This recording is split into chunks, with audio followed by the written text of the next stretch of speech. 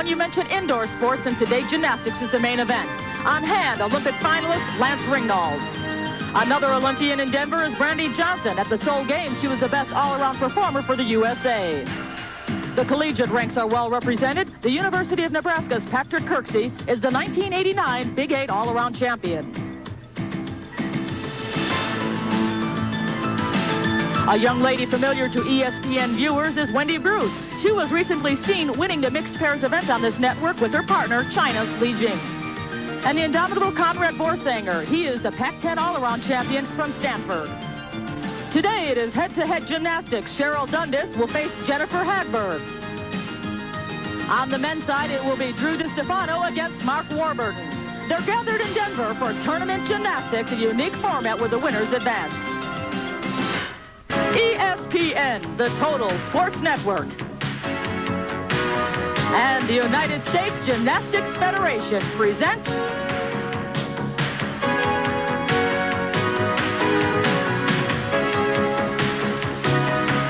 the 1989 U.S. Challenge.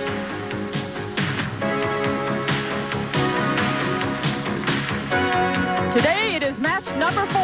Sheryl Dundas challenging Jennifer Hagberg, Mark Warburton against Drew Distefano. The Denver Coliseum has been set up for some intense gymnastics competition. This is match number 4 in a series of 6 first-round matches, a series of 11 Friday nights of gymnastics here on ESPN. Hello, everyone. I'm Leandra Riley, and welcome to Denver, Colorado. Coming up, we have some great gymnastics in store for you. In case you're not familiar with the format of this tournament, well, it's just like an NCAA basketball tournament. We have brackets to show you, and whoever wins advances to the next round. Let's take a look at how the women match up. Again, this is our 4th show, and Sheryl Dundas and Jennifer Hagberg are competing for the opportunity to go up against Lisa Panzeroni in the next round. Meanwhile, on the men's side, Mark Warburton and Drew Distefano are competing in this telecast for the opportunity to go up against Conrad Borsanger. Right now, let me introduce to you our expert analyst in this telecast. He's an Olympic gold medalist, Bart Connor. We talked about the men. Let's continue in that vein. How do our competitors compare? Let's first talk about Drew Distefano against Mark Warburton. Well, certainly Mark Warburton has the advantage here. He's a junior at the University of Nebraska, which is a program that produced guys like Phil Cahoy and Scott Johnson and Jim Hartung, all of them Olympians. That's easily been the most dominant collegiate program in the last 10 years. The advantage has to go with Warburton there. On the women's side, they're looking for a chance to go up against Lisa Panzeroni. It's going to be Jennifer Hagberg against Sheryl Dundas. And although Jennifer is very strong in floor and vaulting, she'll have her hands full with Sheryl Dundas. Sheryl just missed making the Olympic team last year. She placed 10th in the all-around in the final Olympic trials. All right, we're going to have some tremendous gymnastics in store for you. When we come back, we will begin with the Olympic rotation. The men will start on the floor exercise. The women will begin with vaulting. Stay with us. Gymnastics begins in a moment. 1989 U.S. Challenge. This is the 4th matchup of 6 first-round matchups in this single elimination type format. Mark Warburton and Drew Distefano will be competing on the floor exercise. The women will not be involved right now as they only compete on 4 apparatus, the men on 6. We are following the Olympic rotation. Floor exercises first. Mark Warburton is 21 years old. He's from the University of Nebraska. Okay, he opened with a tuck double back, and it was a little weak. He's had some major ankle problems, including ankle surgery to remove some bone chips, and so he's not at his full strength on floor exercise. I was talking with his coach, Francis Allen, just a few minutes ago, and said that his apparatus is very strong, but floor and vaulting are going to be weak for him here because he's not fully rehabilitated from the ankle injury.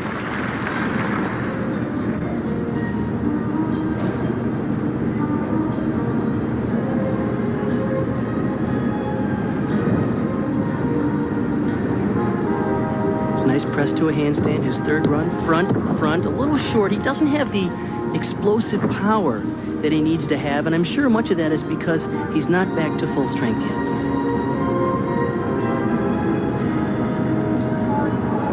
That's a Y scale. Kind of an artistic way of catching your breath. Front step out through to a layout. Punch front. Funny how. That's 21-year-old. Not bad for a guy with bone chips in his ankles. Yeah, he'll be much stronger there. The tumbling is very weak relative to what it takes to be a top national competitor. He opens with a tuck double back, And he knows that the tumbling isn't all there yet. The takeoff is a little weak. He's not quite as high as he should be. And, of course, you can see landings are a problem for him because he has not yet gotten the strength back in the ankles to accommodate the kind of pounding that those heavy tumbling exercises do. But as you can see on the flares, he's still just as strong as anyone. And certainly we'll see this type of activity when he gets to the pommel horse. He's very strong there. 5 feet 7 inches tall, the lanky Mark Warburton receives a 9.25 for his performance on the floor. And that sets the stage for his competitor, Drew Distefano. Drew is 20 years of age. His hometown is Plano, Texas. Currently, however, he resides in Albuquerque, attending the University of New Mexico. He says this is his favorite event, and I watched him tumbling in warm-up. He does some interesting things.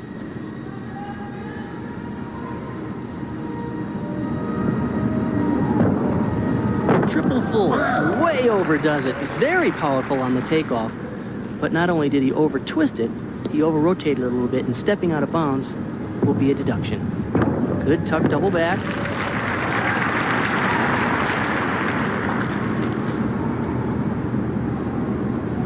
Just a handstand. Good control.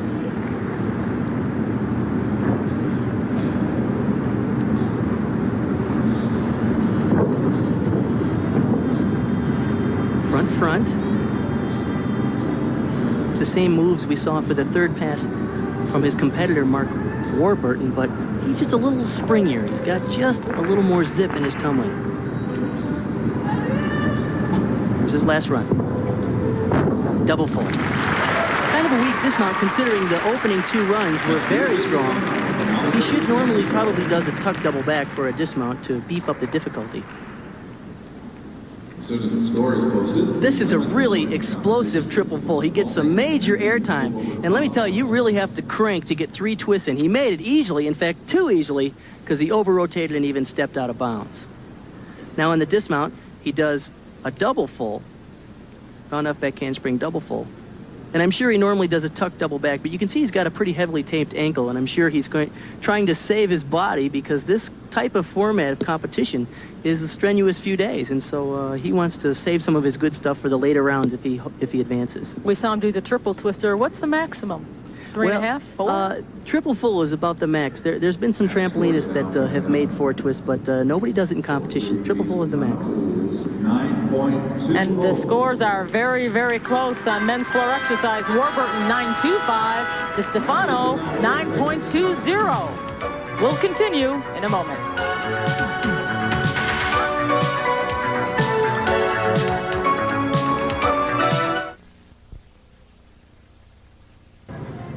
She's just 16 years of age.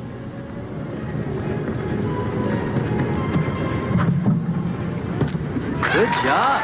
Really clean vault in the air. She's pleased with that one. So's her coach. She did the round-off approach vault. Good block. Nice laid-out position in the air. Good clean line. Good landing. 9.55 is the score of the first vault. Now the score actually sounds a little low because she did a straight laid out flip. A lot of the other girls are adding twists there. So the reason why the score sounds a little low is because it doesn't have the high difficulty rating that a vault like that with a twist would. In fact, this vault last year used to be worth a 9.9 maximum. Now this year, it's only worth a 9.7 maximum. So a 9.55 is a very good score on that vault. And a nailed landing. She might even score a little better on that one. You can't do it much better than that. Sheryl Dundas, starting off her single elimination competition very well. Sheryl performing a laid out. Good approach. Nice clean form in the air. She even grabs her legs a little bit. I don't think she needs to do that. When she gets her confidence up a little bit, I think she'll be able to stay laid out and not worried about pulling on the legs, but more continuing to stretch in the laid out position. But needless to say, that's a very clean vault. And this second vault was also scored 9.55. So Sheryl Dundas completes her first rotation, 9.55. Now Jennifer Hagberg will also compete on the vault. She is 18 years of age. She was born in Minnesota, currently resides in Brooklyn Park, Minnesota. She competes for Olympic Gymnastics Academy. and this is one of her favorite events.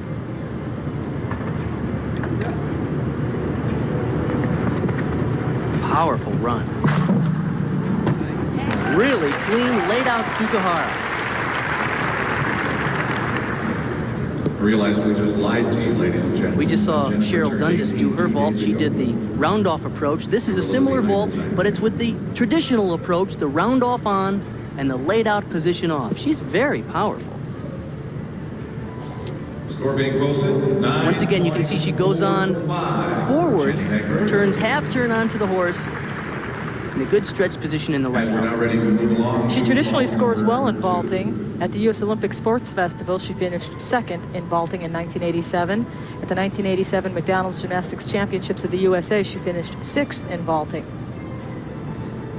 She has signaled to the judges that she's going to do the same vault again.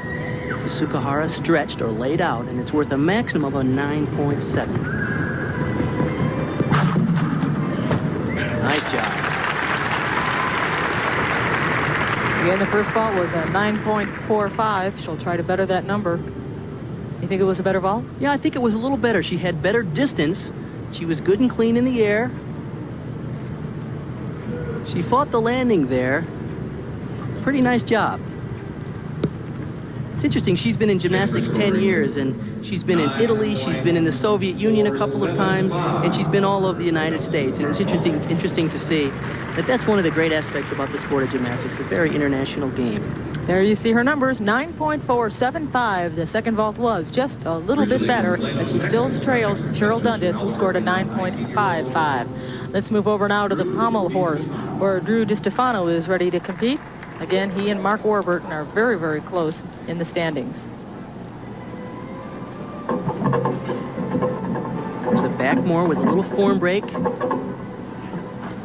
He's having some trouble bending his knees. He shouldn't bend his knees, or he shouldn't break form or rhythm on this exercise. It's a little choppy, isn't it? He needs a little longer swing. I'm sure he's working on that. He's good at the handstands, though. He's able to get to the handstand position on a couple of the skills to get good difficulty points. But in terms of total rhythm and total difficulty of that exercise, it was a little choppy. In fact, it was a lot choppy. He loops around here. You see he's tight. He doesn't have great elevation over. It looked like he was going to go up all right here. He had to fight the handstand a little bit. He's very strong in the handstand position. But unfortunately, it was a one-dimensional exercise. He had a couple of handstands, but not any really long, flowing sequences. Even the scissors were a little bit low, and of course, that's a requirement, is that you have to have those legs really up there on your single leg work. And Drew received an 8.35 for his second apparatus. You recall in the floor exercise, he received a 9.20. That opens the door a little bit for Mark Warburton, who only had a 0.05 advantage over Drew. Let's see what he does on the pommel horse. We've seen in other telecasts, Bart Connor, the pommel horse has proved to be the undoing of numerous gymnasts. Well, it's certainly one of the most difficult events for young gymnasts because it's so hard to learn the proper rhythm. Right away, he has trouble. You know, he got off to a really good start. He had some very difficult elements right at the beginning, but it looked like he rushed down towards the end. And once again, you fall off, you lose a half of a point. You have to pick up from the exercise right where you left off. This will make the competition close. Distefano had trouble on horse. And now Warburton, although Warburton has a really much better style, a longer swing, a more fluid style, and certainly a lot more difficulty as he goes up to the handstand there. He has a good feel for the rhythm of what makes a good pommel horse work. But you can't make major errors like he did. Loop around, handstand, full turn. Good finish. It's too bad he had problems early on. The score he wants to beat is 8.35. That's what Distefano had.